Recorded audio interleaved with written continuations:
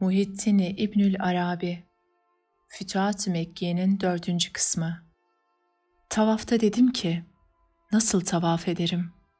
O bizim sırrımızı algılamaktan alıkonmuş, taş benim hareketlerimi anlayamaz ki. Denildi ki, sen kendini yitirmiş bir şaşkınsın. Nuru parıldayan eve, Kabe'ye bak. Temizlenmiş kalpler için bu açık kılınmıştır. O kalpler ona perde olmaksızın Allah ile bakar. Böylece onun yüce ve ulu sırrı gözüktü. Celalimin ufkundan ona tecelli etti. Doğruluk kameri, ay, tutulmak onu örtmedi. Onu gördüğünde dostu görseydin. Onun kendinden geçmiş hasret çeken olduğunu söylerdin. Sağımın siyahlığında sır kayboldu. Hangi sır olduğu keşke bilinseydi. Onun zatı bilinmez ve yoğun olduğu söylenirdi. Bir kavme göre ise latif. Onun için bilmediler dediğinde bana dedi ki, değerli olanı ancak değerli bilebilir. Onu bildiler ve bir vakit ona bağlandılar. Rahim ve Rauf da onları dost edindi. Dosdoğru oldular. Onlardan asla görülmedi. Onun zatıyla tavaftan bir sapma. Kalk, tarafımdan evimin komşularını müjdele. Yanında korku bulunmayan bir eman ile. Bu eman öldüklerinde onları sevindirir ya da iffetlerini koruyarak yaşarlar. Ey samimi ve değerli dost, bilmelisin ki bereketler Mekke'sine ve ruhani hareket ve durağanlık madenine ulaşıp oradaki durumum olduğu gibi olunca zaman zaman Hakk'ın soylu evini tavaf ettim. Tesbih çekerek, Hakk'ı överek, tekbir ve tehlil getirerek, bazen soluklanarak ve dinlenerek, bazen tutunarak tavaf ederken, bir anda ki o esnada Hacer-i Esved'de suskun bir halde duruyordum, geçkin genç, susan konuşan birisiyle karşılaştım. Ne ölü, ne diri, ne bileşik, ne basit idi, ne kuşatan, ne de kuşatılan idi. Onu Kabe'yi dirinin ölüyü tavaf edişi gibi tavaf ederken gördüğümde onun hakikat ve mecazını anladım ve Kabe'yi tavaf etmenin cenazeye namaz kılmak gibi olduğunu öğrendim. Dirinin ölüleri tavaf ettiğini gördüğümde zikredilen gence senin duyacağın şu mısraları okudum. Evi gördüğümde tavaf edilirken şeriatın bilinmeyen sırrının sahibi bir takım şahıslarca bir grup daha onu tavaf etti ki onlar şeriat ve bilgi sahipleridir. Onlar keşif gözünün sürmeleridir. Onlar onu görmez değil. Bir ölüye şaştım. Diri kendisini tavaf ediyor. Aziz ve zamanın tekidir. Benzeri yoktur. Bize heybet sahibi bir nurdan tecelli etti. Meleklerden değildi. Bilakis o insan idi. Anladım ki iş bilinmezdir ve o iş keşif ve tahkik nezdinde diridir ve görülürdür. Dedim ki, bu dizeler benden dökülüp onun saygın evini bir bakımdan ölülere kattığımda ezici bir çağrı beni ansızın çarptı ve susturucu ve zorlayıcı bir şekilde bana şöyle dedi. Gitmezden önce evin sırrına bak, onu ziyaretçi ve taşlarını tavaf edenlerle parlak görürsün. Onlara perde ve örtülerinin ardından bak. Ben de söylediği gibi evin parladığını gördüm. Bunun üzerine onun adına maharetle şiir söyledim ve misal aleminde irticalen şu dizeleri söyledim. Evi görüyorum, çevresinde tavaf edenlerle parlıyor. Parlaklık sadece onu yaratan hakimdendir. Bu ev duyumsamayan ve görmeyen bir cansızdır. Ne aklı var, ne dinlemesi. Bunun üzerine bir adamcağız dedi ki, bu bizim için itaattir. Şeriat hayatımız boyunca bizim için onu ortaya koydu. Ben de ona dedim ki, bu senin ulaşacağın son bilgidir, kulak ver. Hüküm koyma hikmetinin gösterdiği kimsenin sözüne. Bir cansız gördüm, kendisi nedeniyle hayatı yok. Onun ne bir faydası ne de zararı vardır. Fakat kalbin gözü için onda benzer bulunur. Gözde hastalık ve pas bulunmadığında kendi zatıyla tecelli ederse onu aziz görür. Kimsenin onu taşımaya gücü yok. Artık ben Ebu Hafs Hazreti Ömer ve Ali'miz olmuştum. Bol ihsan almak ve engellemek bendendir. Vasıl, o gencin menzilini ve mekan ve zamandan münezzehliğini bana öğretti. Onun menzilini ve konaklayışını öğrenip varlıktaki mekanını ve hallerini bildiğimde elini öptüm. Alnındaki vahiy damarını mesettim ve ona dedim ki, seninle oturup kalkmak ve dostluk kurmak isteyene iltifat buyur. Bunun üzerine ima ve remiz yoluyla herhangi bir kimseyle sadece remiz diliyle konuşacak şekilde yaratıldığına işaret etti. Benim remzimi öğrenip gerçeğini kavrar ve algılarsan, fasih insanların sözlerindeki açıklığın ona ulaşamayacağını, belagat sahiplerinin söz ustalıklarının onunkine yetişemeyeceğini de öğrenirsin. Bunun üzerine ona dedim ki, ey mutlu kişi, bu ne büyük bir ihsan. Bana senin terimlerini öğret ve anahtarının hareketlerinin niteliğine beni vakıf kıl. Ben seninle sohbet etmek ve gecelemek isterim. Çünkü denk ve benzer senin nezdindedir. O senin zatınla inen ve emir verendir. Sende açık bir hakikat bulunmasaydı, parlak yüzler ona bakamazdı. O işaret etti, ben de öğrendim. Güzelliğinin hakikatini bana gösterdi, ben de anladım. Önüme düşürüldü, kendimden geçtim. Baygınlıktan ayılıp kaslarım korkudan tir tir titrediğinde ona dair bilginin gerçekleştiğini anladı. Yürüyüş asasına attı ve konakladı. Ardından hali, lisan-ı hal diliyle peygamberlerin getirdiği ve güvenilir meleklerin indirdiği şeyleri bana okudu. Allah'tan sadece bilgili kulları korkar. Bu ayeti bir delil yaptı ve kendisi hakkında oluşan bilginin öğrenilmesine yol kıldı. Ona dedim, beni sırlarının bir kısmının bilgisine ulaştır ki seni bilenlerden olayım. Cevap verdi. Yaratılışımın ayrıntısına ve yapımın düzenlenişine bakarsan benden istediğini onda yazılmış bulacaksın. Çünkü ben ne konuşan ve ne de konuşturan olurum. Benim kendimden başkasına dair bir bilgim de yok. Zatım isimlerimden başka değil. Dolayısıyla ben bilgi ve bilinen ve sürekli bilenim. Ben hikmet, hikmetli ve hikmet sahibiyim. Sonra şöyle dedi. Kitabında yazacağın ve katiplerine yazdıracağın şeyleri yaratılışımdan alman için izimin etrafında dön ve ayımın ışığıyla bana bak. Tavaf ederken Hakk'ın sana gösterdiği herkesin görmediği sırları bana bildir ki ben de senin himmetini ve mananı öğreneyim. Böylece seni kendinden öğrendiğim tarzda orada zikredeyim. Bunun üzerine dedim ki, ey gören ve görülen, Hakk'ın bana bildirdiği varlık sırlarının bir kısmını sana bildireceğim. Onlar ışığın şeffaf elbiselerine nüfuz etmiş ve örtülerin ardından gözleri bitişmiş sırlardır. Allah onları yükseltmiş bir perde ve konulmuş bir gök olarak inşa etmiş. Fiil zata göre latiftir, idrak edilmemesi nedeniyle de yüce ve değerlidir. Onun niteliği zatından latif, fiili ise niteliğinden latif. Her şeyi zatıma yerleştirdi. Bir şeyin anlamını harfine koyduğu gibi alem bir anlam için talep edilir. Misk de kendi kokusu için istenir. Hak, hakikatimin gerektirdiği şeyi bana yerleştirmemiş ve benim yolum ona ulaşmamış olsaydı, onun meşrebi için bir kazanç ve onu bilmeye bir yöneliş kendimde bulamazdım. Böylelikle işin sonunda kendime dönüyorum. Yine bu nedenle daireyi çizerken pergelin ayağı varlığının sonuna ulaştığında başlangıç noktasına döner. İşin sonu başına bağlanır ve işin ebedi ezeline yönelir. Şu halde sadece sürekli bir varlık ve yerleşik ve sabit müşahede vardır. Yol sadece yaratılmışın görmesi için uzatıldı. Kul onda yerleşmeksizin yüzünü kendisini takip edene çevirseydi, kuşkusuz ermiş saliklere Allah'a yemin olsun ne kötü yapmışlar gözüyle bakardı. Salikler gerçeği bilseydi mekanlarından ayrılmazdı.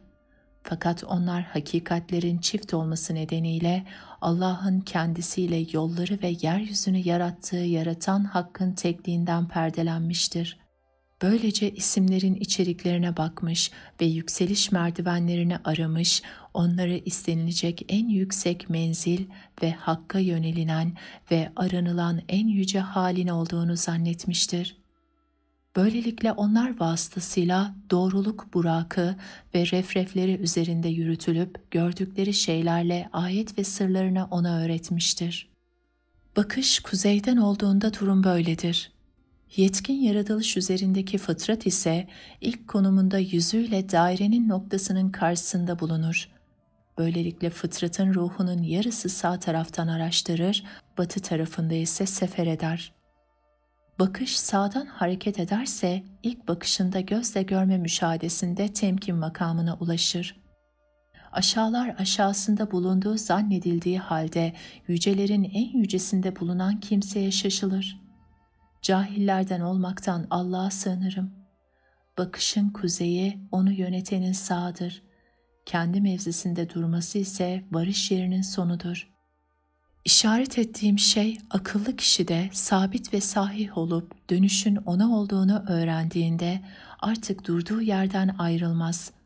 Fakat miskin kapıyı çalmayı ve kapının açılmasını hayal eder ve şöyle der: darlığın ve sıkıntının karşısında genişlik ve açıklıktan başka ne olabilir ki? Ardından bunu bir ayet olarak hasımlara okur.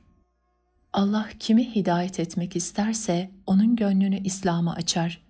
Kimi saptırmak isterse onun gönlünü adeta göğe çıkarcasına daraltır. Binaenaleyh açılma ancak darlıktan sonra olduğu gibi istenilen de ancak yol gidildikten sonra elde edilebilir. Miskin anlayış sahipleri ve sakınanlar nezdinde ancak düşünme ve delil vasıtasıyla gerçekleşen şeyleri ilham vasıtasıyla elde ettiğinden habersizdir. Kuşkusuz söylediklerinde haklıydı. Çünkü o kuzey gözüyle bakıyordu. Artık onun halini ona bırakınız. Onun haliyle baş başa bırakınız. Kurnazlık yaptığını tespit ediniz ve onun bu davranışını güçlendirip ona şöyle deyiniz: çıktığın yere ulaşmak istersen kaçınılmaz olarak yardım dilemen gerekir. Onun adına komşuluk makamını gizleyin. Ziyaretleşme, görüşme ve dayanışma ödülünü arttırınız. Böylece o ayrıldığı menzile ulaşmakla mahzun olacak, ulaşacağı yerde elde edeceği sırlarla sevinecektir. Kuşkusuz peygamber Miraç ile istenmemiş olsaydı yolculuk etmeyecek, göğe çıkmayacak ve inmeyecekti. Bulunduğu yerde yüce topluluğun durumu ve Rabbinin ayetleri ona geldiği gibi yatağında bulunduğu halde yeryüzü ona yaklaştırılmıştı. Fakat o dileyen kendisini inkar etsin diye ilahi bir sırdır. Çünkü yaratılış onu gerektirmemiştir, vermemiştir. Dileyen ona inanır. Çünkü o her şeyi toplayandır. Aklın tek başına ulaşamayacağı ve anlayışın yalnız başına elde edemeyeceği bu ilme ulaştığımda şöyle demişti: bana garip bir sır duyurdun. Bilinmez bir anlamı bana açıkladın. Daha önce hiçbir dosttan onu duymadım. Senin gibi bu hakikatlerin kendisi adına tamamlandığı başka birisini de görmedim. Şu var ki onlar şimdi benim nezdimde malumdur ve benim zatımda yazılmıştır. Perdelerimin kalkması ve işaretlerimi öğrenmen esnasında onlar sana gösterilecek. Fakat seni hareminde konaklatıp yasaklarını öğrettiğinde sana gösterdiği şeyleri bana da bildir. İlahi biatı müşahede eden. Dedim ki, ey konuşmayan fasih ve ey bildiğinden soran kişi, şunu bil. Ona iman yoluyla ulaşıp ihsan mertebesinde onun katında konakladığımda o beni haremine indirdi ve yasaklarını bana öğretip dedi ki, bana bağlanmanı istediğim için sayesinde bana ulaşabileceğin ibadetlerini arttırdım. Beni burada bulamazsan şurada bulursun. Senden cem halinde perdelenirsem Mina'da tecelli ederim. Yine de bulunduğun pek çok yerde bildirdim ve bazı sırlarında defalarca gösterdim ki, perdelenmiş olsam bile perdelenmem her arifin bilmediği bir tecellidir. Sadece senin ihate ettiğin bilgileri ihate eden kimse onu bilebilir. Görmez misin ki, İnsanlara kıyamet günü aşina oldukları suret ve belirtiden başka bir suret ve belirtide tecelli ederim de bu nedenle benim Rabliğimi inkar ederler. O suretten kaçar ve aşina oldukları Rablik suretine yine ona sığınırlar. Fakat bunun farkında değiller. Onlar kendilerine tecelli edene şöyle derler: Senden Allah'a sığınırız, bizler burada Rabbimizi bekleyenleriz. O esnada onları bildikleri surete göre gözükürüm. Onlar benim Rab, kendilerinin kul olduklarını kabul eder. Dolayısıyla bildiklerine ibadet eden ve kendilerinde yerleşik sureti müşahede eden kimselerdir. Onlardan bana ibadet ettiğini söyleyenin sözü yalandır ve beni şaşırtmıştır. Ona tecelli ettiğimde beni inkar etmiş iken bu sözü nasıl doğru olabilir ki? Beni belirli bir suret ile sınırlayan kendi hayaline ibadet etmiştir. O kalbine yerleşmiş örtülü hakikattir. Halbuki bana ibadet ettiğini zanneder. Gerçekte ise beni inkar eder. Ariflere gelince, onların gözlerinden gizlenmem mümkün değildir. Onlar yaratıklardan ve sırlarından uzaklaşmışlardır. Dolayısıyla onlara içlerinde benden başkası görünmez ve varlıklardan, isimlerimden başkasını bilmezler. Dolayısıyla kendilerine gözüküp tecelli eden her şeye şöyle derler: Sen en yüce münezzehsin, senden başkası yoktur. İnsanlar gayb ve şehadet arasındadır. Her ikisi de onlarda aynı şeydir. Onun sözünü işitip işaret ve bildirmesini anladığımda kıskançlık cezbesi beni ona çekti ve önünde durdurdu. Kabe'nin ve tavafın varlıktaki sırrı ile öğretim ve lütufların muhatapları. Bana sağ elini uzattı, ben de öptüm. Arzu duyduğum suret bana ulaştı. Hak bana önce hayat suretinde göründü. Ben de ona ölüm suretinde gözüktüm. Böylece bir suret diğerine biat etmek istedi ve ona gidişatın güzel değil dedi. Sağ elini ondan çekti ve şehadet aleminde künhünü bilmiyorum dedi. Sonra bana göz suretinde göründü.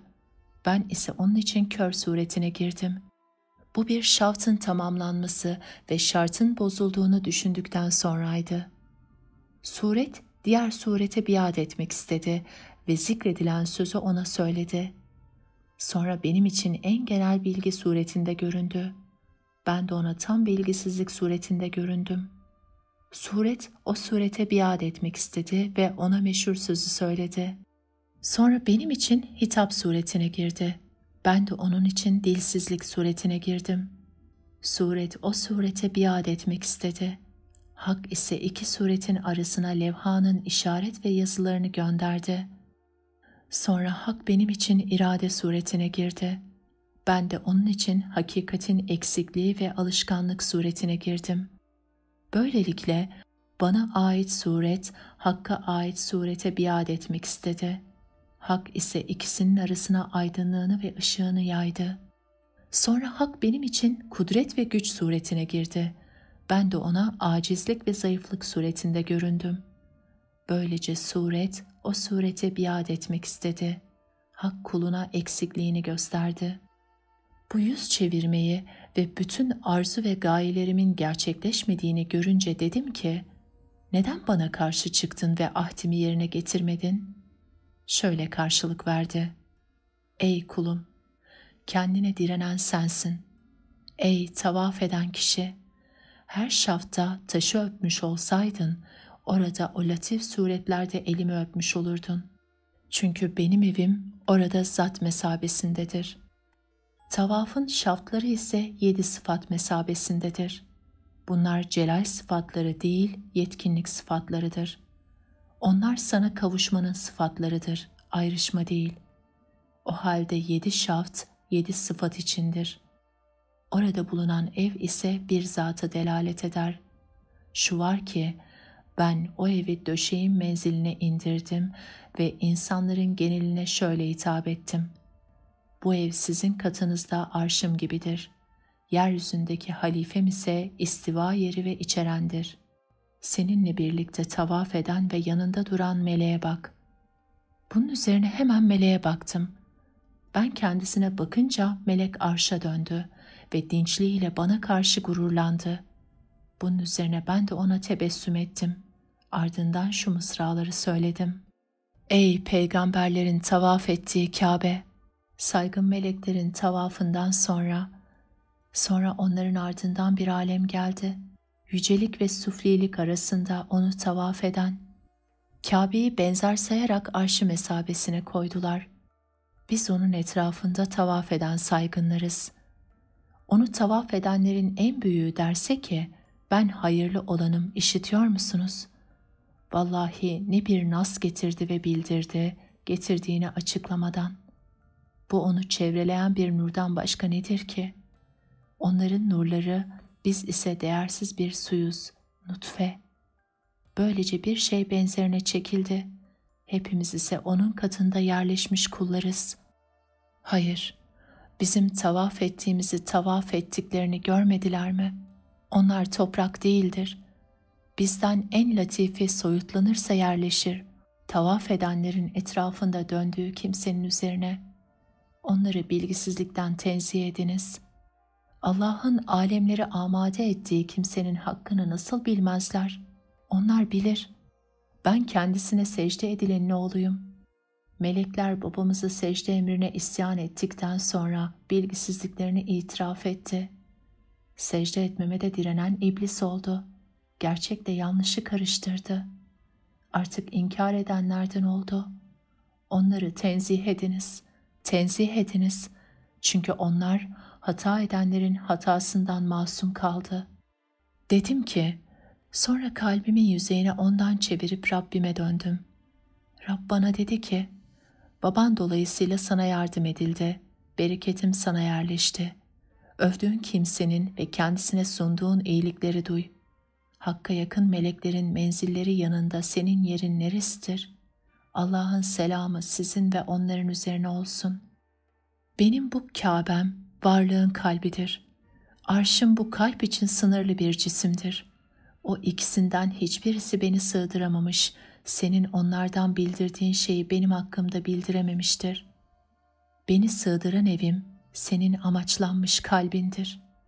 O kalp, senin görünen bedenine yerleştirilmiştir. Senin kalbini tavaf edenler sırlardır. Dolayısıyla onlar bu taşları tavaf edişte bedenleriniz mesabesindedir. Bizim kuşatıcı arşımızı tavaf edip dönenler ise senden dünya aleminin etrafında dönenler gibidir. Binaenaleyh senin bedenin basit kalbinin aşağısında bulunduğu gibi Kabe'de kuşatıcı arş karşısında bulunur. Kabe'yi tavaf edenler, kalp olmada ortak oldukları için senin kalbini tavaf edenler mesabesindedir. Senin bedenini tavaf edenler ise kuşatma niteliğinde ortak oldukları için arşı tavaf edenler gibidir. Beni sığdıran kalbi tavaf eden sırlar alemi diğer alemlerden üstün ve yüce olduğu gibi siz de üstünlük ve efendilik yönüyle kuşatıcı arşı tavaf edenlerden üstünsünüz. Çünkü siz alemin varlığının kalbini tavaf etmektesiniz. Dolayısıyla siz bilginlerin sırları mesabesindesiniz. Onlar ise alemin cismini tavaf etmektedir. Dolayısıyla onlar su ve hava mesabesindedir. Nasıl eşit olabilirsiniz ki? Beni sizden başkası kalbine sığdıramamış, sizin mananızın dışında hiçbir şeyde yetkin bir surette tecelli etmemişim. Artık size verdiğim yüce şerefin kadrini ve kıymetini biliniz. Ben büyük ve yüceyim, tanım beni sınırlayamaz. Ne efendi bilir beni, ne köle. Uluhiyet mukaddestir. Dolayısıyla idrak edilemez ve katına ortak koşulmasından münezzehtir. Sen bensin, ben ise benim. Artık beni kendinden arayıp yorulma. Beni dışarıda arayıp rahatını kaçırma. Aramaktan da vazgeçme, yoksa bedbaht olursun. Bana kavuşuncaya kadar beni ara. Böylece yükselirsin. Fakat beni arayışında edepli davran. Yoluna girerken bilinçli ol. Beni ve seni ayırt et. Çünkü sen beni göremezsin. Sadece kendini görürsün. Artık ortaklık niteliğinde dur. Aksi halde bir kul ol ve de ki, idrak edememeyi idrak, idraktir. bu yola bir hür olarak katılır ve şerefli bir dost olursun. Sonra dedi ki, benim katımdan çık, çünkü senin gibi birisinin bana hizmet etmesi uygun değil. Ben de kovulmuş bir halde çıktım. Şöyle buyurdu, beni ve yaratığımı yalnız bırak. Sonra dedi ki, onu döndürünüz. Bunun üzerine beni döndürdüler. Bir anda önünde bulundum. Sanki onun müşahede yaygısından ayrılmamış ve varlığının mertebesinden uzaklaşmamıştım. Dedi ki, bana hizmet etmesi uygun olmayan kimse benim katıma nasıl girebilir? Sende hizmetin gerektirdiği saygı yoksa bu mertebe seni kabul etmeyecek ve ilk bakışta def edecektir. İşte sen şimdi oradasın. O mertebenin sana olan iyiliğinin ve sevecenliğinin saygını, tecellisinin ise haşyetini arttırmadığını gördüm. Sonra dedi ki, senin çıkartılmanı ve kendi miracına döndürülmeni emrettiğimde niçin bana sormadın? Ben sana kesin delil ve dil sahibi birisi olarak bildirirdim. Ey insan, ne çabuk unutursun. Bunun üzerine dedim ki, beni senin zatını müşahede etmenin yüceliği sarstı. Tecellilerinde biat elini tutmam önüme düştü. Ben de bakıp bakmamakta tereddüt ettim. Acaba gaybde hangi haber meydana geldi? O esnada kendime dönseydim, haberin bana benden verildiğini öğrenirdim. Fakat mertebe başkasının görülmeyeceği bilgisini verdi. Ayrıca kendininkinden başka bir selamlayana bakılmayacağının bilgisini vermiştir. Bunun üzerine şöyle dedi. Doğru söyledin ey Muhammed. Artık biricik makamda kal. Sayıdan sakın, çünkü onda ebedi helak vardır. Sonra başka bir takım konuşmalar ve haberler meydana gelmiştir ki, onları bazı sırlarla birlikte Hac ve Mekke bölümünde zikredeceğim. Vasıl, Kabe'ye giriş. Vefalı yoldaş dedi ki, ey en saygın ve seçkin dost, bana söylediğin her şeyi biliyorum. Söylediğin her şey benim zatıma yazılmış ve zatımda bulunmuştur. Dedim ki, sana senden ulaşma arzusu beni teşvik etti, ta ki seninle senden haberdar olayım. Şöyle dedi, evet ey garip ve öğrenmek isteyen kişi, benimle beraber taştan yapılmış Kabe'ye gir. Orası perde ve örtüden münezzeh bir evdir. Orası ariflerin girdiği yerdir. Tavaf edenlerin rahatı oradadır. Ben de hemen onunla beraber taş eve girdim. Elini göğsüme koydu ve dedi ki, ben oluşu ve görülür alem ile mekanın varlığının sırlarını kuşatma mertebesinde yedinciyim. Hak Havva'ya mensup saf bir nur parçası olarak beni yarattı ve beni tümeller, külliler için bir karışım yaptı. Bana aktarılan veya indirilen şeyi öğrenirken ansızın 3 ayaklı bir ata binmiş halde en yüce kalem öğretmen olarak yüce menzillerinden zatıma indi. Başını zatıma döndürmüş, ardından nurlar ve karanlıklar yayılmıştı. Bütün olanlar sırrıma üflendi. Yerim ve göğüm parçalandı, beni bütün isimlerine muttali etti. Ben de kendimi ve başkasını öğrendim, iyiliğimi ve kötülüğümü ayırt ettim. Yaratanımı ve hakikatlerimi ayrıştırdım. Sonra bu melek benden ayrılıp şöyle dedi. Öğren, sen hükümdarın mertebesisin. Ben de elçinin konaklaması ve gelişi için hazırlandım. Melekler bana konuk oldu. Felekler üzerimde döndü. Hepsi elimi öpüyor, mertebeme yöneliyordu. Ne bir inen melek gördüm, ne önümden ayrılan bir melek gördüm. Yönlerimden birisine dikkat kesildim. O esnada ezel suretini gördüm. Böylece inmenin imkansız olduğunu anladım. Artık bu hal üzere kaldım. Müşahede ettiğim şeyleri bazı seçkinlere bildirdim. Onlara kendimden bulduğum şeyi anlattım. Artık ben bereketli bahçe, toplayıcı meyveyim. Örtülerimi kaldır, satırlarımın içerdiği şeyi oku. Ben de örtülerini kaldırdım, satırlarını düşündüm. Gözüme ona yerleştirilmiş nurun içerdiği ve taşıdığı gizli bilgiyi gösterdi. Okuduğum ilk satır ve o satırdan öğrendiğim ilk sır işte bu 2. bölümde zikredeceğimdir. Allah bilgiye ve doğru yola ulaştırandır. Harflerin ve harekelerin alemdeki yeri, güzel isimleri ve kelimelerin bilgi, bilen ve bilinenin bilgisi. Bilmelisin ki bu bölüm 3 kısımdır. Birinci kısım harflerin bilinmesidir. İkinci kısım kelimeleri ayrıştıran harekelerin bilinmesi. Üçüncü kısım bilgi, bilen ve bilinenin bilinmesidir.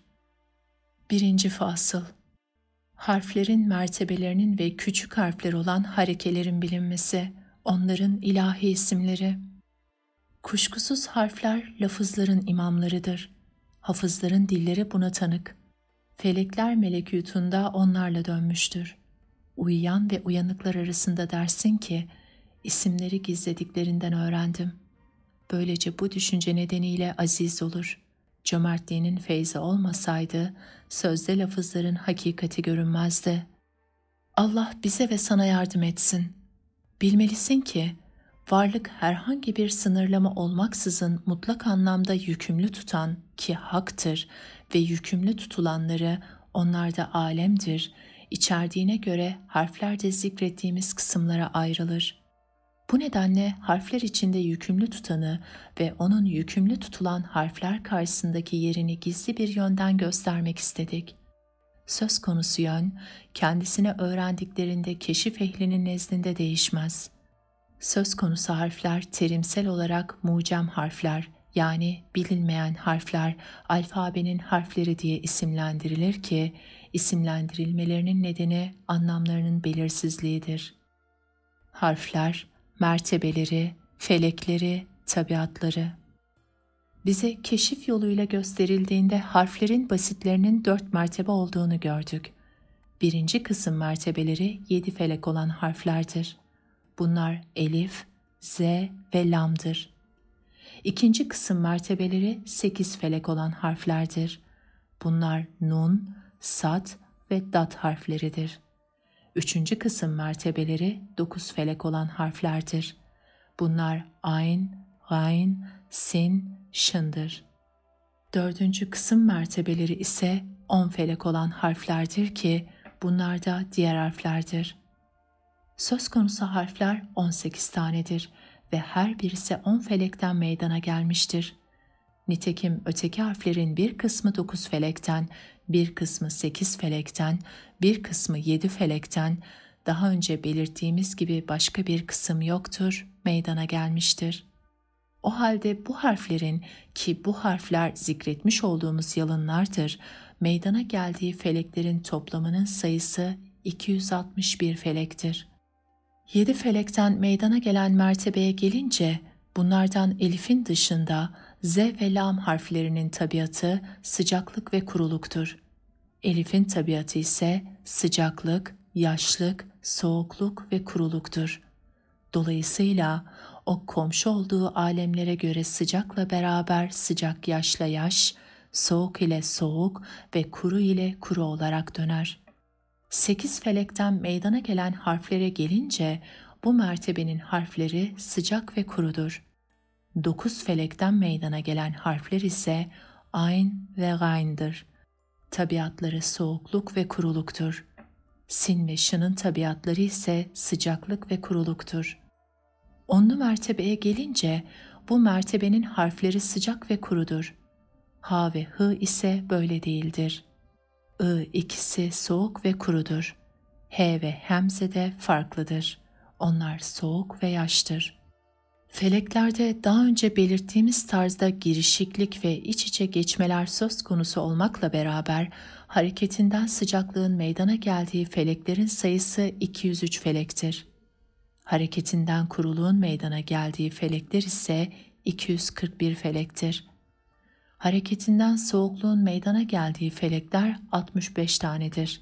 Hareketinden yaşlığın meydana geldiği feleklerin sayısı ise 27 felektir.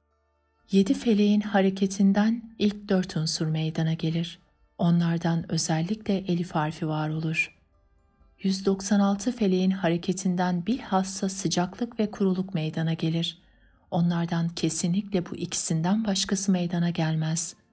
Bu feleklerden ba, cim, dal, vav, z, ta, z, kef, lam, mim, nun, sad, dat, kaf, re, sin, ta, se, zal, z ve şın harfleri meydana gelir. 88 feleğe gelince onların hareketinden soğukluk ve kuruluk meydana gelir. Bu feleklerden ayn, ha, gayn, ha harfleri meydana gelir. 20 feleğin hareketinden yaşlık ve kuruluk meydana gelir. Bu feleklerden he ve hemze var olur.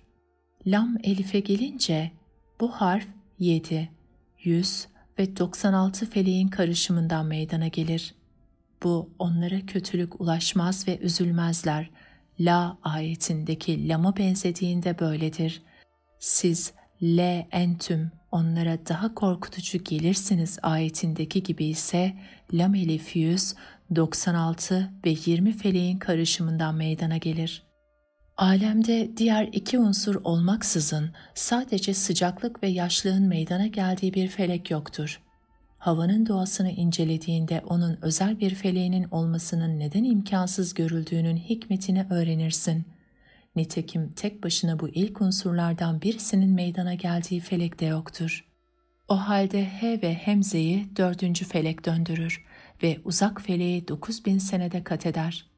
Ha, hı, ayn, gaynı ise 2. felek döndürür ve uzak feleğe 11.000 senede kat eder. Diğer harfleri ise 1. felek döndürür ve uzak feleğe 20.000 senede kat eder. Onların kendi feleklerinde menzilleri vardır. Bir kısmı feleğin yüzeyinde, bir kısmı dibinde, bir kısmı ise bu ikisinin arasındadır. Sözü uzatmaya neden olmasaydı onların menzil ve hakikatlerini açıklardık. Fakat bu kitabın 60. bölümünde unsurların öğrenilmesi, yüce alemin süfli alem üzerindeki otoritesinin bilinmesi, şimdi içinde bulunduğumuz alemin uzak feleğin devirlerinden hangi devirde var olup bize hangi ruhaniyetin baktığının bilinmesinden söz ederken, Allah ilham ederse bu konuda yeterli bilgi vereceğiz. Şimdilik Allah izin verirse o konuya ulaşıncaya ve konu gelinceye kadar dilimizi tutuyoruz. Harfler alemindeki mertebeler. Konumuza dönüp deriz ki, kendisine ait harfler Z, elif ve lam olan 7'li mertebeyi yükümlü tutan ilahi mertebeye ait saydık.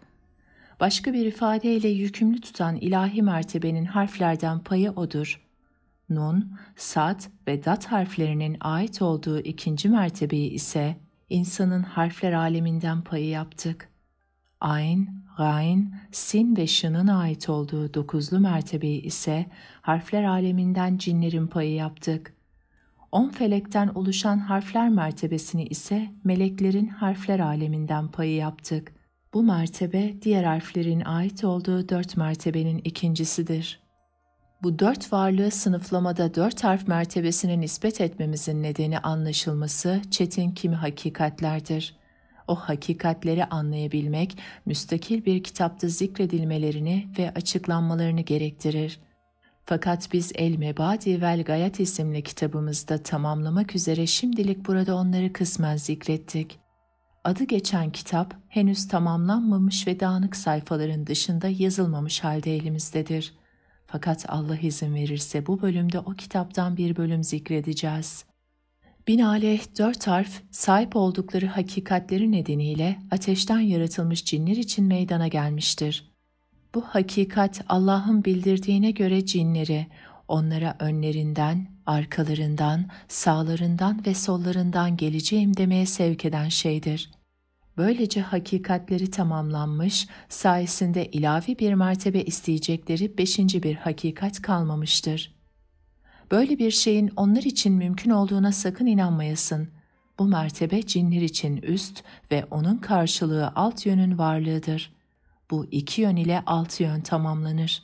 Çünkü El-Mebadi vel Gayat kitabında ortaya koyduğumuz gibi hakikat bunu kabul etmez. Orada cinlerin diğer harflere değil de neden ayn, gayn, sin ve şın harflerine tahsis edildiğini açıklamıştık. Ayrıca orada bu harfler ile cinler arasındaki ilişkiye ve onların bu harflerin oluştuğu feleklerden meydana geldiğini açıklamıştık. İlahi mertebenin üzerinde bulunduğu hakikat nedeniyle bu harflerden ilahi mertebe için 3 şey meydana gelir. Bu 3 şey zat, sıfat ve zat sıfat arasındaki bağdır ki bağ kabuldür. Başka bir ifadeyle onun sayesinde sıfatın zattan kabul gerçekleşir. Çünkü sıfat kendisiyle nitelenene ve onun gerçek konusuna ilişme hakkına sahiptir. Mesela ilim kendisini bilene ve bilinene bağlar. İrade kendisini irade eden ve edilene bağlar. Kudret kendisini kudret sahibine ve kudretin konusuna bağlar. Nispetler olsalar bile bütün isimler ve nitelikler böyledir. İlahi mertebenin tahsis edildiği harfler olan elif, z ve lam ise ezel, başlangıcın reddine delalet eder ki o da ezel demektir. Bu harflerin basitleri ise sayıca birdir. Kendilerini öğrenenler için hakikatler ne gariptir. Çünkü harflerin bilgisi, ariflerden başkasının cahil kaldığı ve bilmeyenlerin gönüllerinin daraldığı bir yerde dolaşır. Ayrıca ismi geçen kitabımızda bu harfler ile ilahi mertebeyi birleştiren ilişkiden de söz etmiştik. Beşeri mertebe için bu harflerden 3 şey meydana gelmiştir. Nitekim daha önce belirttiğimiz gibi ilahi mertebe için de 3 şey meydana gelmişti. O halde ilahi ve beşeri mertebenin harfleri sayıca bir olmuştur. Şu var ki beşeri mertebeye tahsis edilmiş harfler nun, sat ve dat harfleridir. Böylelikle beşeri mertebe ilahi mertebeden maddeleri yönünden ayrışır. Çünkü kulluk, ilah olmayı sağlayan hakikatlerde Rabliğe ortak olmadığı gibi, aynı şekilde kulun meluh olmasını sağlayan hakikatlerde de durum böyledir. Öte yandan kulun ilahi surete göre yaratılmış olması nedeniyle Rabbe olduğu gibi kendisine de 3 harf tahsis edilmiştir. Hakikatlerde ortaklık gerçekleşmiş olsaydı ya sadece bir ilah veya bir kul olurdu. Başka bir ifadeyle tek bir hakikat olabilirdi. Bu ise geçerli değildir. Binaenaleyh tek bir hakikate nispet edilseler bile hakikatler birbirlerinden farklı olmalıdır. Bu nedenle hak kadim olmak özelliğiyle kullarından farklı olduğu gibi kullar da sonradan olmak özelliğiyle Allah'tan farklıdır. Hak bilgisiyle onlardan, onlar da kendi ilimleriyle haktan farklı olmuştur denilmemiştir. Çünkü söz konusu bilgi tektir ve kadimde kadim, hadiste hadis olarak bulunur. Rab ve kulun mertebeleri ve hakikatleri. Her iki mertebe, Rab ve kul mertebesi, her birisinin 3 hakikatten akledilir olması yönüyle birleşmiştir. Zat, sıfat ve onunla nitelenen arasındaki bağ. Şu var ki, kulun 3 hali vardır. Birincisi başkasıyla değil, sadece kendisiyle olan halidir. Bu hal içinde kalbinin her şeyden gafil olduğu vakittir. İkincisi Allah karşısındadır. Üçüncüsü alem ile olduğu vakittir. Allah-u Teala ise zikrettiğimiz konuda bizden farklıdır. Çünkü onun 2 hali vardır. Birincisi kendisi nedeniyle, diğeri yaratıkları nedeniyle olan halidir. Hakkın üzerinde herhangi bir varlık yoktur ki, Hakkın o şeye ilişmesi söz konusu olsun. Bu içine dalmış olsaydık duymaya güç yetirilemeyecek bilgilerin geleceği bir deryadır. Nun, sat ve dat ki bunlar insan mertebesine ait harflerdir. Bununla birlikte elif, z, lam ki bunlar ilahi mertebeye aittir. Harfleri arasındaki ilişkiyi El-Mebadi vel Gayat kitabında zikrettik. Gerçi ilahi mertebenin harfleri 7, beşeri mertebenin harfleri ise 8 felekten meydana gelmiş olsa bile bu durum ilah ile meluh arasındaki zıtlık nedeniyle söz konusu ilişkiye zarar vermez.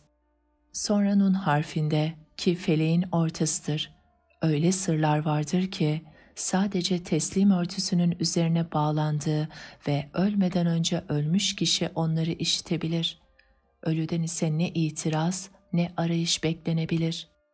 Aynı şekilde nunun noktasında ruhsal nunun ilk delaleti vardır ki, söz konusu delalet, dairenin yarısı olan süfli nunun şeklinin üzerinde akledilir olarak bulunur. İlk şekil olarak ortaya konulmuş ki o akledilir elifin merkezidir, rakamlı nuna bitişen nokta, dairenin yarı çapını belirginleştiren şeydir. Nun'un şeklinin kesildiği ve bittiği son nokta ise bu akledilir ve mevhum elifin başıdır. Onu boyunun uzunluğundan takdir ederiz. Böylelikle elif nun'a dayanır ve ondan lam harfi meydana gelir. Nun'un yarısı zikredilen elifin varlığı ile birlikte z harfidir. Elif, z ve lam Hakk'ın ezeliliğinin bilgisini verdiği gibi nun harfi de bu özelliğiyle insanın ezeliliğinin bilgisini verir. Şu var ki ezelilik Hak'ta açıktır. Çünkü Hak özü gereği ezelidir ve ondan öncesi yoktur. Hiç kuşku ve şüphe yoktur ki onun zatındaki varlığının başlangıcı yoktur. Bazı muhakkikler insanın ezeliliğinden söz etmiş ve insana ezele nispet etmiştir. İnsanda ise ezelilik gizlidir ve bilinmez. Çünkü ezelilik insanın zatında açık değildir. İnsanda ezelilik varlığının belirli bir yönü nedeniyle geçerli olabilir. Yani ilahi ilimde bulunuş yönüyle. Bu yönlerden birisi şudur. Varlık, var olana 4 mertebede verilir. Birincisi zihinde varlık, ikincisi dışta varlık, üçüncüsü lafızda varlık, dördüncüsü yazıda varlık. Bunların hepsi Allah izin verirse bu kitapta zikredilecektir. Dışta suretine göre var olduğu sübut haline ilişen ezeli kadim ilimde bulunması yönüyle insan ezeli olarak mevcuttur. Adeta insan cevherde bulunmak sebebiyle arazın mekana yerleşmesi gibi kendisine ilişen ilahi ilmin inayetiyle var olmuştur. Cevherde bulunmakla araz dolaylı olarak bir mekana yerleşmiş hale gelir. Bu nedenle insanda ezel gizlidir. İnsanın belirli akledilir suretten soyut hakikatleri de ezelidir. Söz konusu suret, İnşaü't Devair vel Cedavil kitabında açıkladığımız üzere kadimliği ve hadisliği kabul eder. Bu konuda adı geçen eserimize bakılırsa onun yeterli olduğu görülür. Gerek duyulduğunda bazı bölümlerde ondan kısmen alıntı yapacağız. Nun harfindeki ezelilik hakkında zikrettiğimiz sır, sat ve dat harflerinde daha tam ve sağlam olarak ortaya çıkar. Bunun sebebi dairenin yetkinliğinin varlığıdır. Hakk'a ait olan elif, z ve lamın hakikatleri, kula ait nun, sat ve dat harflerinin hakikatlerine döner. Hak da burada kitaplarda açıklamaktan men edildiğimiz sırlarla nitelenir. Fakat Arif söz konusu sırları bilgisi ve meşrebinde ehli olanlar arasında veya teslimin en üst derecesinde bulunanlara açıklar. Bu iki sınıfın dışındakileri ise bu sırların açıklanması haramdır. Zikrettiğimiz şeyi iyice öğren ve araştır. Bu durumda güzellikleri, akılları hayrete düşüren sırlar sana görünür. Diğer mucem harfleri ise melekler içindir. Bunlar 18 harftir. Ba, cim, dal, he, vav, ha, ta, ye, kaf, mim, fe, kaf, ra, te, se, hı, zal ve z'dir. İlahi ve beşeri mertebeler. Şöyle demiştik. Beşeri mertebe ilahi mertebe gibidir. Hayır, beşeri mertebe ilahi mertebenin aynıdır. Beşeri mertebe 3 mertebeye ayrılır. Mülk mertebesi, melekut mertebesi ve ceberut mertebesi. Bu mertebelerin her birisi 3'e ayrılır. Böylelikle toplamı 9'dur. 3 şehadet mertebesini alıp ilahi ve beşeri mertebelerin bileşimi olan 6 ile çarparsan 18 meydana gelir. Ya da onu kendisinde 3 hak mertebesinin 3 yaratılış mertebesini meydana getirdiği takdir edilmiş 6 gün yani ifadesinde geçen 6 ile çarparsan 18 meydana gelir. 18 ise meleğin varlığıdır. Hak içinde böyle hareket edersin. Hakkın yani bilgi ve yardım aktarmak için 9 feleği olduğu gibi insanın da algılamak için 9 feleği vardır. Hakka ait 9 hakikatten aleme ait 9 feleğe ince bağlar uzandığı gibi, halka, aleme ait 9 felekten Hakk'a ait 9 feleğe de bağlar uzar. Bunlar her nerede birleşirse melek o birleşme olur ve orada bir iş meydana gelir. İşte meydana gelen bu ilave durum melektir. Melek bütünüyle ilk 9 feleğe doğru yönelmek isterse, halk mertebelerine ait diğer 9 felek onu çeker. Böylece melek 2 kısım felekler arasında gidip gelir. Cebrail, Hakk'ın mertebesinden peygambere iner. Gerçekte ise meleğin hakikatinde meyil geçerli değildir. Çünkü o 2-9 felek arasında dengenin ilkesidir. Meyil bir sapmadır ve melekte sapma bulunmaz. Fakat o doğrusal hareket ile geriye hareket arasında gider gelir. İşte bu gidiş geliş, Hakk'a ve halka ait felekler arasındaki bağın ta kendisidir. Binaenaleyh melek insana gelir ve insan bulunmaz ise hareket geriye doğrudur. Bu hareket doğrudan ve dolaylı olabilir. Melek insana gelir ve o bulunur ise hareket doğrusaldır. Bu harekette dolaylıdır, kendinden kaynaklanmaz. Melek geri dönüp insan bulunmaz ise hareket doğrudan ve dolaylı olarak doğrusaldır. Melek geri dönüp o mevcut ise hareket geriye doğrudur. Bu hareket ise dolaylıdır ve kendisinden kaynaklanmaz. Arif'ten hareket her zaman doğrusal, abidden ise geriye doğrudur. Bu kitapta hareketten söz edeceğiz ve hareketin 3 kısımda olmasının sebebini belirteceğiz. Bu 3 kısım geriye doğru hareket, yukarı doğru hareket ve doğrusal harekettir. Bunlar bilinmez, şaşılacak nüktelerdir. Felekler 9 felek gerçekte 7 felektir. Şöyle ki, şehadet alemi gerçekte bir berzah yani ara alem, dolayısıyla bir felektir. Onun bir zahiri vardır ki 2 felektir. Bir de batını vardır, o da 3 felektir. Ceberut alemi gerçekte bir berzahtır. O birdir ve 4. felektir. Onun zahiri vardır. Zahiri şehadet aleminin batınıdır. Batını vardır, o da 5. felektir. Melekût alemi de gerçekte bir berzah ve 6. felektir. Onun bir zahiri vardır. Zahiri ceberut aleminin batınıdır. Melekût aleminin bir de batını vardır. O da 7. felektir. Bundan başka da bir şey yoktur. İşte bu 7'li ve 9'lu tarzdır. Yaratılış alemine ait 3 mertebeyi 7 ile çarptığında 21 meydana gelir.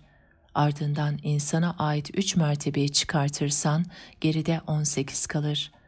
18 meleğin makamıdır ve insanın bilgileri algıladığı feleklerin sayısıdır. Aynı şeyi Hakk'a ait 3 mertebede yaparsın. Onları da 7 ile çarparsan bu çarpım sonucunda Hakk'ın kuluna dilediği bilgileri aktardığı felekler meydana gelir. Bunları hak yönünden alırsak aktarım felekleri, insan yönünden aldığımızda ise algılama felekleri diye isimlendiririz. Her ikisini beraber dikkate aldığımızda ise Hakk'ın 9 feleğini aktarım, diğerlerini algılama feleği yaparız. Hepsinin birleşimiyle melek meydana gelir. Bu nedenle Allah 9 feleği, 7 gökleri, kürsü ve arşı yaratmıştır. Dilersen gezegenler feleği ve atlas feleği de diyebilirsin. Tamamlama. Sıcaklık ve yaşlığın niçin feleği yoktur? Bu bölümün başında sıcaklık ve yaşlığın bir feleğinin olamayacağını belirtmiş, sebebini açıklamamıştık. Allah'ın izniyle meseleyi kitabın başka bahislerinde tamamlamak üzere şimdilik bir yönünü zikredeceğiz. Bu bölümde tamamlama bahsinin ardından harflerden tabiatı sıcak yaş olanları zikredeceğiz. Çünkü o harf ile bölümün başında zikretmiş olduğumuz felekten başka bir felek döner. Bilinmelidir ki sıcaklık ve yaşlık tabii hayattır. Kardeşlerinin kuruluk ve yaşlık karışımda olduğu gibi o ikisinin de bir feleği olsaydı, o feleğin dönüşü ortadan kalkar ve yersel hayatta ortaya çıktığı üzere otoritesi kaybolurdu. Böylece tabii hayat yok olur ve yer değiştirirdi. Hakikati ise yok olmamasını gerektirir. Dolayısıyla onların bir feleği yoktur. Bu nedenle Allah ahiret hayatının canlılık yeri olduğunu ve her şeyin onun övgüsünü tesbih ettiğini bize bildirdi. Böylece ebedi hayat feleği, ezeli hayata yardım eden bir felek haline gelmiş, dönüşü sona erecek bir feleği olmamıştır. Ezeli hayat diri için zatından kaynaklanan bir niteliktir ve sona ermesi mümkün değildir.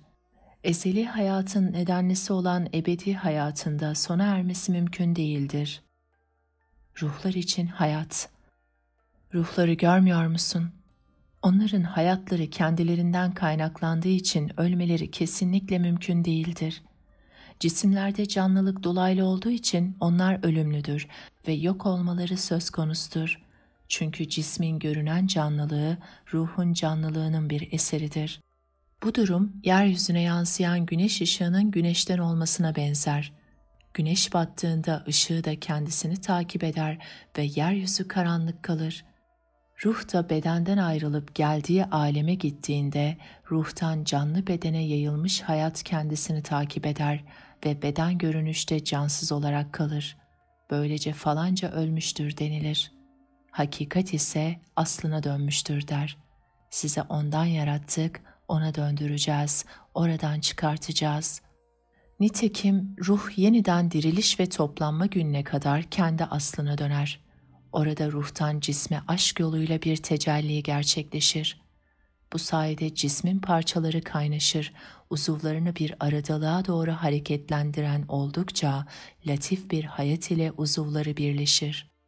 Beden bunu ruhun kendisine yönelmesinden kazanmıştı. Bünye tamamlanıp topraktan olan yaratılış gerçekleştiğinde ise ruh kendisine kuşatıcı suretlerde İsrafil bağı vasıtasıyla tecelli eder. Böylece canlılık uzuvlarına sirayet eder ve ilk defasında olduğu gibi düzgün bir şahıs olarak ayağa kalkar. Allah şöyle buyurur: ona bir kez daha üfler, bir anda ayağa kalkar, yeryüzü Rabbinin nuru ile aydınlanır. Sizi yarattığımız gibi tekrar döneceksiniz. De ki, onları ilk olarak yaratan yaratacaktır. O ya bedbahttır ya mutlu. İlk anaların karışımı. Bilinmelidir ki, bu asılların karışımlarında bir takım bilinmezlikler vardır. Çünkü sıcaklık ve soğukluk birbirlerinin zıttıdır. Dolayısıyla karışmaz, karışmadıklarında ise onlardan herhangi bir şey meydana gelmez. Aynı şey yaşlık ve kuruluk için geçerlidir. Sadece bir zıttın zıttı başka bir zıttın zıttıyla karışabilir ki, bu durumda ise sayıları 4 olduğu için onlardan ancak 4 şey meydana gelebilir. Bu nedenle ikisi diğer ikisinin zıttıdır. Böyle olmasaydı onlardan meydana gelen bileşimin hakikatlerinin gereğinden fazla olması icap ederdi. 4 sayının aslı olduğu için unsurlardan oluşan bileşimin de 4 asıldan fazla olması doğru değildir. 4'te bulunan 3, 4 ile beraber 7 eder. İçerdiği 2 ise bu 7 ile birlikte 9 eder. 4'te bulunan 1 ise 9 ile beraber 10 eder. Bundan sonra dilediğin şeyi oluştur. Sana bu imkanı verebilecek yegane sayı 4'tür. Aynı şekilde tam sayı olarak da sadece 6'yı bulabilirsin. Çünkü onda yarım, 6'da 1 ve 3'te 1 vardır. Böylece sıcaklık ve kuruluk karışmış, ateş olmuş. Sıcaklık ve yaşlık karışmış, hava olmuş. Soğukluk ve yaşlık karışmış, su olmuş. Kuruluk ve soğukluk karışmış, toprak olmuştur. Havanın sıcaklık ve yaşlıktan oluşumuna bakınız. Hava mahsus hayattaki nefestir ve o her şeyi, suyu, toprağı ve ateşi hareket ettirendir. Hava mahsus hayattaki nefestir ve o her şeyi, suyu, toprağı ve ateşi hareket ettirendir. Kendisi hayat olduğu için onun hareket etmesiyle de eşya hareket eder. Çünkü hareket hayatın eseridir. O halde bu 4 rükûn ilk analardan meydana gelmiştir. Sonra bilmelisin ki bu ilk analar bileşik şeylerde herhangi bir karışım olmaksızın sadece kendi hakikatlerini verir. Isıtmak başka bir şeyden değil, sadece sıcaklıktan meydana gelir. Aynı şekilde kurutmak ve büzülmek de kuruluktan meydana gelir. Ateşin sulu bir yeri kuruttuğunu gördüğünüzde orayı sıcaklığın kuruttuğunu zannetmeyiniz. Çünkü ateş daha önce de belirttiğimiz gibi sıcaklık ve kuruluğun bileşimidir. Ateşteki sıcaklık sayesinde su ısınır, kuruluk sayesinde kurutma meydana gelir. Aynı şekilde yumuşama da ancak yaşlıktan meydana gelir. Soğutma ise soğukluktan meydana gelir. O halde sıcaklık ısıtır, soğukluk üşütür, yaşlık ıslatır ve kuruluk kurutur. Söz konusu bu asıllar birbirlerini iter ve ancak bir surette toplanabilir. Fakat bir surette toplanmaları hakikatlerinin verdiği şeye göre gerçekleşir. Tek bir surette onlardan bir tanesi asla bulunmaz, ancak iki tanesi bulunabilir. Daha önce bileşimleri hakkında belirttiğimiz gibi, mesela ya sıcaklık ve kuruluk bir arada bulunabilir. Tek başına sıcaklık ise bir surette bulunamaz. Çünkü sıcaklıktan tek başına sadece kendisi meydana gelebilir. Vasıl, tekil ve bileşik hakikatler. Unsurların herhangi bir surette tek başına bulunamayacağının gerçek nedeni şudur. Hakikatler iki kısma ayrılır. Bir kısmı hayat, bilgi, düşünme ve duyu gibi akılda tekil bulunan hakikatlerdir. Diğeri ise gök, alem, insan ve taş gibi bileşik bulunan hakikatlerdir. Şöyle bir soru sorulabilir. Birbirini iten bu esasları birleştirip onların karışımından ise zuhur eden şeyleri ortaya çıkartan sebep nedir? Cevap olarak deriz ki, burada bilinmez bir sır ve açıklanması yasaklanmış çetin bir durum vardır. O sırrın açıklanmasının yasaklanmasının nedeni taşımaya güç yetirilemezliğidir. Çünkü akıl onu anlayamaz, keşif ise ortaya çıkartabilir. Bu nedenle biz de onun hakkında şimdilik susuyoruz.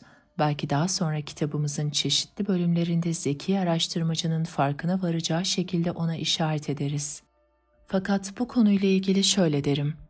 İrade sahibi Allah ezeli ilminde alemi yaratmak ve bu asılların alemin aslı olmasını takdir ettiğinde birbirini iten asılları bir araya getirmek istedi. Böylece birbirini iten bu asılları bir araya getirdi. Bu asıllar dış varlıklarında mevcut değildi. Fakat Allah onları birleşmiş halde yaratmıştır. Yoksa onları tekil var edip sonra toplamış değildir. Çünkü onların hakikatleri böyle bir şeyi kabul etmez. Böylece Allah söz konusu hakikatlerden ikisinin birleşmesinden ibaret olan sureti var etti. Bu hakikatler ise adeta ayrı ayrı var olmuş, ardından birleşmiş gibidir. Bu birleşmede ise hakikatlerin ayrılık esnasında bulunmayan bir hakikati ortaya çıkmıştır. O halde hakikatler şu bilgiyi verir. Bu asıllar kendilerinden oluşmuş suretlerin varlığından önce dışta bir varlığa sahip değillerdi. Allah bu asıllardan iki hakikatin birleşmesinden ibaret olan bu suretleri, ki onlar su, ateş, toprak ve havadır, meydana getirdiğinde onları birbirine dönüşebilir bir özellikte var etmiştir. Böylece ateş havaya, hava ateşe dönüşür. Bunun bir örneği T harfinin T'ya, Sin harfinin Sad'a dönüşmesidir. Çünkü ilk esasların kendisinden meydana geldiği felek, bu harflerin kendisinden var olduğu felektir. Unsurların felekleri, harflerin felekleri. Toprağın kendisinden var olduğu felek, peltek S, T, cim harfinin başının dışındaki kısım lamın eğrisinin yarısı, H harfinin başı, H harfinin 1/3, kuru dal harfi, nun ve mim harflerinin de meydana geldiği felektir. Su suretinin kendisinden var olduğu felek, şın, gayn, ta, ha, dat ve ba'nın başı. F'nin bedeninin uzamı, başı değil, kafın başı ve eğrisinin bir kısmı. Z'nın dairesinin alt yarısının kendisinden meydana geldiği felektir.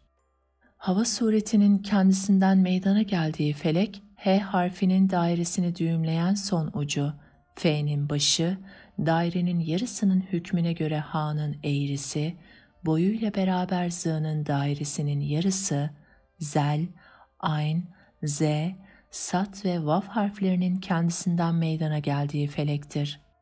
Ateş suretinin meydana geldiği felek ise hemze, kef, ba, sin, ra, cimin başı, ya'nın bedeni başı değil, lamın ortası, kafın bedeninin başı değil, kendisinden meydana geldiği felektir. Elif harfinin hakikatinden ise bütün bu harfler meydana gelmiştir. Elif, ruh ve beden itibariyle onların feleğidir.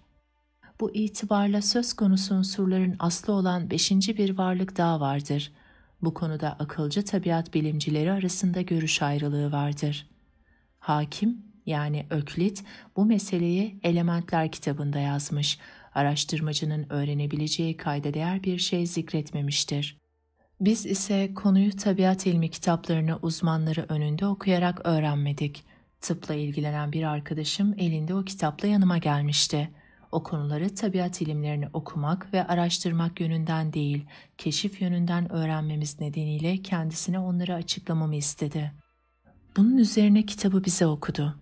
Ben de o sayede değindiğim görüş ayrılığını oradan öğrendim. Şayet arkadaşım okumasaydı bu konuda bize kimse muhalefet etmiş midir, etmemiş midir bilemeyecektim. Çünkü bizim sahip olduğumuz bilgi sadece gerçeğin bilgisidir. Bizim aramızda görüş ayrılığı olmaz. Kalbi düşünceden boşaltmak ve gelen bilgileri almak için hazırlanmak sayesinde ilimleri kendisinden aldığımız hak gerçeği bir belirsizlik ve şaşırtma olmaksızın bulunduğu hale göre verendir. Böylece hakikatleri bulundukları hale göre öğreniriz. Bu hakikatler tekil hakikatler olabileceği gibi bilişimle oluşmuş yaratılmış hakikatler veya ilahi hakikatler de olabilir. Bunlardan hiçbir meselede biz herhangi bir kuşku taşımayız. İşte sahip olduğumuz bilgi buradan olduğu gibi öğretmenimiz de haktır. Bu durum bozukluktan, belirsizlikten ve zahirden sakınılmış ve korunmuş olarak nebevi bir miras şeklinde gerçekleşir. Allah şöyle buyurmuştur: ona şiir öğretmedik, bu ona gerekmezdi de. Çünkü şiir, özetleme, remiz, cinas ve kafiye yeridir. Başka bir ifadeyle ona hiçbir şeyi mecaz yapmadık ve kinaye yoluyla öğretmedik. Peygambere bir şey söyleyip başka bir şey kastetmediğimiz gibi ona hitabı da özetlemedik. Onu kendisinden uzaklaştırıp bize çekip katımızda bizimle hazır hale getirdiğimizde öğrettiğimiz ancak hatırlatmadır. Böylece onun işitmesi ve görmesi olduk. Sonra vasıtasıyla bilgisizlik ve oluş karanlıklarında doğruyu bulmanız için onu size geri gönderdik. Bu kez size hitap ettiği dili olduk. Sonra ona gördüğünü hatırlatan bir hatırlatıcı indirdik. O halde Kur'an, peygamber için bir hatırlama ve bizim ilahi kat katımızda tanığı olduğu şeyleri toplamadır. Mübindir o. Yani peygamber en münezzeh ve mukaddes yakınlıkta müşahede ettiği şeyin aslını bildiği için bu Kur'an kendisi için apaçıktır. Peygamber söz konusu yakınlığa nail olduğu gibi idrak mahallinin duruluğu, hazırlanma ve takva ölçüsünde bizim de ondan bir nasibimiz vardır. Tabiatların ve onların bileşiminden oluşan alemin dış varlıklarında ve bileşimlerinde Allah'a büsbütün muhtaç olduklarını bilen insan şunu da öğrenir: gerçek sebep, hakikatlerinin verdiği tarzda ilahi mertebenin hakikatleri başka bir adlandırmayla güzel isimler ve yüce niteliklerdir. Bu bölümü İnşa-ü Devair vel Cedavil adlı kitabımızda yeterince açıkladık. Onun bir kısmını bu kitapta zikredeceğiz. İşte o sürekli esasları, ana unsurları birleştiren ve bitkileri meydana getiren el-kadim ve sebeplerin sebebidir. Onu tenzih ederim, o yeri ve gökleri yaratanı. Vasıl, muhakkiklere göre harflerin mertebelerinin basitleri. Bu kitapta yükümlü tutan ve yükümlü tutulanlar yönünden harfler, onlardan olan payları ve altılı ve daha fazla feleklerdeki hareketleri hakkındaki açıklamalarımız tamamlandı. Bu feleklerdeki dönüş sürelerine, feleklerin hareketinden meydana gelen doğadan olan paylarını, yükümlü tutan ve tutulanlardaki 4 mertebelerini sıradan insanların anlayacağı biçimde gösterdik.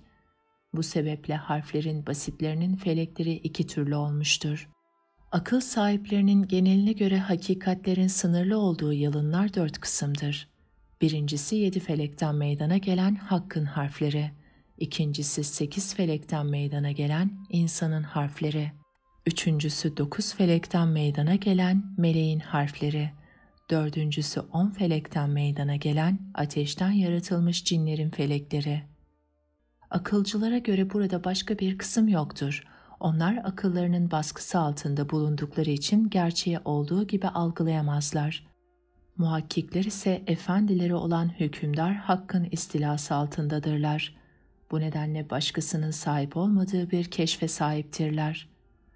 Muhakkiklere göre basitler 7 mertebedir. Birincisi yükümlü tutan Hakk'ın mertebesidir. Bu mertebede nun harfidir ve ikilidir. Nahnu, biz. Çünkü Hakk'ı ancak kendimizden biliriz ve O bizim ibadet ettiğimizdir. Hak gerçek anlamda ancak bizim vasıtamızda bilinebilir. Bu nedenle ikili olan nun Hakk'a aittir. Nun'un basitleri 2'dir. Vav ve elif. Elif Hakk'a ait iken vav senin manana aittir. Varlıkta Allah'tan ve senden başkası da yoktur. Sen halifesin. Bu nedenle elif genel, vav karışıktır. Bunu bu bölümde açıklayacağız. Bu elifin kuşatıcı tümel feleği kat ettiği özel dönüşü, tümel feleği 82 bin senede kat eden birleştirici dönüştür. Vav feleği ise tümel feleği 10 bin senede kat eder. Tek tek harflerden ve hakikatlerinden söz ederken bu bölümde onu zikredeceğiz. Geride kalan harf mertebeleri yükümlülerin sayısı kadardır. İkinci mertebe insana aittir. İnsan varoluşu itibariyle mükemmel, yaratılış yönünden en tam ve ölçülü varlıktır. Onun bir harfi vardır ki o da mimdir. Mim üçlüdür. Çünkü basitleri üçtür. Y, elif, hemze. Allah izin verirse onları bu bölümde zikredeceğiz. Üçüncü mertebe genel anlamda ışıktan ve ateşten yaratılmış cinlere aittir. Bu mertebe dörtlüdür. Onlara ait harfler cim, vav, kef ve kaftır. Bunları da daha sonra zikredeceğiz. Dördüncü mertebe hayvanlara aittir. O da beşlidir ve kuru dal, z, sat, ayn, dat harfleri bu mertebeye aittir. Sin, zel, gayn, şındır. Bunlar da daha sonra zikredilecektir. Beşinci mertebe bitkilere aittir. Bu mertebe altılıdır.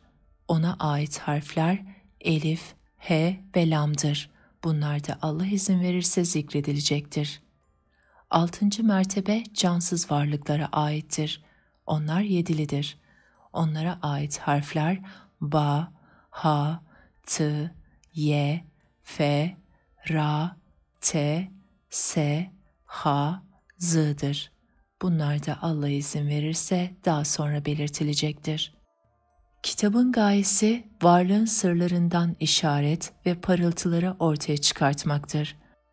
Bu harflerin sırlarından ve hakikatlerinin gereklerinden söz açmış olsaydık, el yorulur, kalem yaya kalır, mürekkep kurur, levh-i mahfuz bile olsa kağıt ve levhalar yetişmezdi.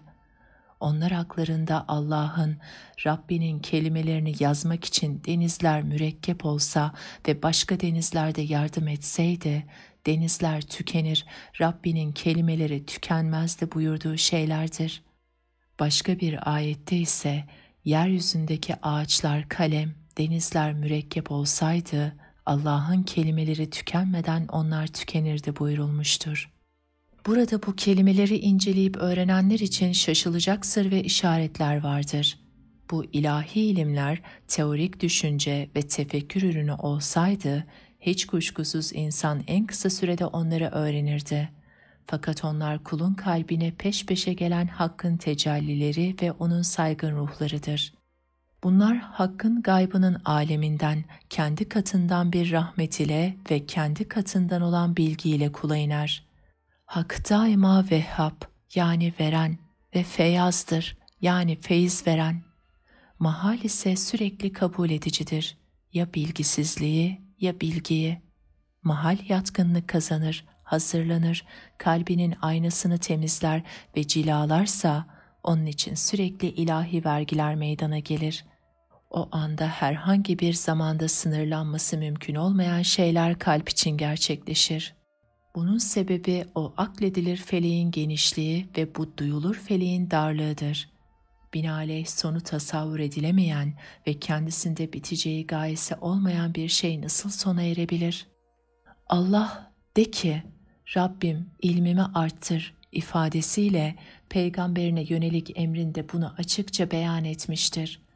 Kastedilen çokluğun birliği hakkındaki bilgisinin artması için ilahla ilgili bilgideki artıştır. Bu sayede hakkı övmeye karşı arzusu artar. Övgüsüne karşılık Allah'ın ihsanı bitmeden ve tükenmeden çoğalır. Bu nedenle Hazreti Peygamber bu bilginin artmasını istemiş, kimsenin ulaşamayacağı bilgi ve sırları elde etmiştir.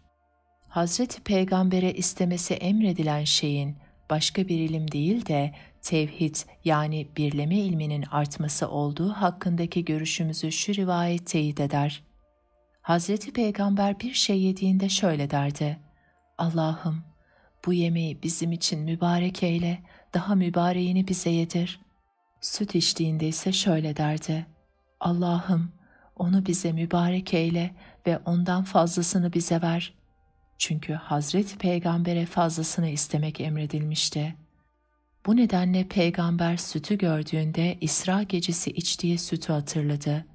O gecede Cebrail süt ve şarap kadehlerinden sütü tercih ettiğinde şöyle demişti: Fıtrata uydun, Allah ümmetine senin vasıtanla iyilik nasip edecektir.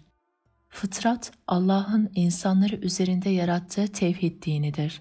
Allah insanları bellerinden alıp şahit tutmuş ve şöyle buyurmuştur: Ben sizin Rabbiniz değil miyim?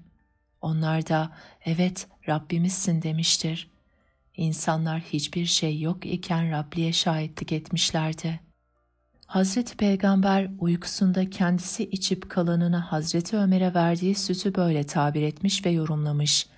Rüyada görülen sütün tabiri nedir ey Allah'ın peygamberi diye sorulduğunda ilim cevabını vermişti. İlim ile süt arasında birleştirici bir ilişki olmasaydı, ilim hayal aleminde süt suretiyle görünmezdi. Bunu bilen bilir, bilmeyen bilmez. Kendisinden değil de Allah'tan bilgi alanın sözü nasıl tükenir ki? Bana falanca falancadan rivayet etmiştir diyen bir yazar ile bana kalbim Rabbimden rivayet etmiştir diyen bir yazar arasında ne büyük fark var. Bu kişi yüksek mertebeli olmakla beraber yine de onunla Rabbim Rabbimden rivayet etmiştir, yani Rabbim kendisinden rivayet etmiştir diyen arasında ne büyük fark var. Burada bir işaret vardır. Birincisi inanılan Rab, ikincisi sınırlanmayan Rab'dır, mutlak. İkinci bilgi doğrudan değil dolaylıdır. İşte bu zat tecellisini müşahede eden kalp için meydana gelip oradan sırra, ruha ve nefse yayılan bilgidir. Meşrebi bu olan kişinin mezhebi nasıl bilinir? Bütün yönlerden Allah'ı bilinceye kadar onun mezhebini bilemezsin. Allah bilinmediğine göre o da bilinmez. Akıl onun nerede olduğunu bilemez. Aklın bilmek istediği sadece var olanlardır. Onun için herhangi bir oluş söz konusu değildir. Bir mısrada şöyle denilmiştir: Fani olduktan sonra baki kıldığına gözüktün. O kemsiz oluş oldu çünkü sen o idin. Beni aktarma ve idrak ehlinden kılan Allah'a hamdolsun.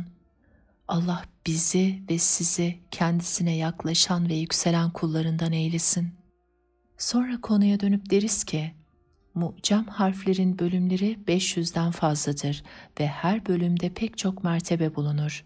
Allah izin verirse El-Mebadi vel Gayat adlı kitabımızda tamamlamak üzere isimlerini belirttikten sonra şimdilik onları geriye bırakıyoruz. Burada sadece kitabımıza yaraşan mertebeleri zikredeceğiz. Belki onların bir kısmından söz edebiliriz. Ardından Allah'ın izniyle bütün harfler tamamlanıncaya kadar hepsini harf harf ele alacağız. Sonra lamın elife sarılmasının ve onun ayrılmaz parçası olmasının sırlarına değineceğiz. Özellikle aralarındaki bu ruhani sevginin sebebinden söz edeceğiz.